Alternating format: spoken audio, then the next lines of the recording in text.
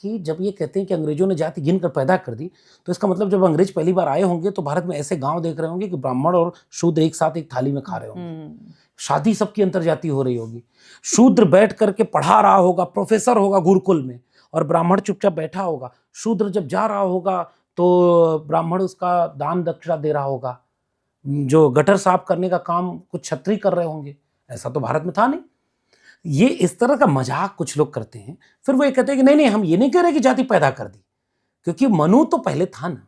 कोई मनु स्मृति लिखने वाला था, ऋग्वेद के पुरुष सूक्त के 10वें मंडल में भी लिखा हुआ है, विराट पुरुष के मुख से कौन पैदा हुआ, भुजाओं से कौन पैदा हुआ। जाति थी, जाति को स्थिर कर दिया अंग्रेजों ने।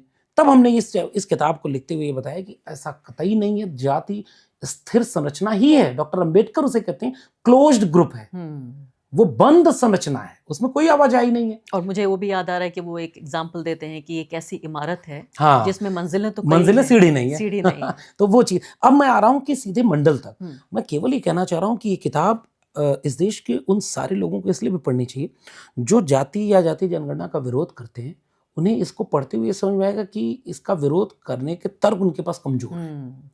जो समर्थन करते हैं उनको भी ये पता चलेगा कि जितना आप सोच रहे हैं उससे कहीं ज्यादा बड़ी चीज है। मिसाल के तौर पर आप 1951 में कहते हैं कि जाति जनगणना नहीं होगी, और पहला कमीशन बनता है कमीशन, वही कहता है 61 में करो, नहीं तो आप पॉलिसी नहीं बना सकते।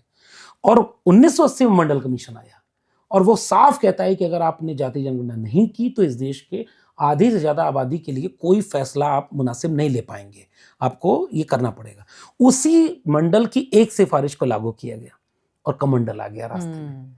तो कमंडल का रथ ही निकला इसलिए था। मैंने इस किताब में बाकायदे ये बताया कि जब वे जातियां जो शूद्र हैं, जो ओबीसी हैं, एससी हैं, एसटी हैं, वे जातियां जब ये सवाल पूछने लगी कि मेरा हक किसने मारा, तो उसमें जो व्यक्ति पकड़ा जा रहा था, जिसकी चोरी पकड़ी जा रही थी, उसने दूसरी छतरी पकड़ ली।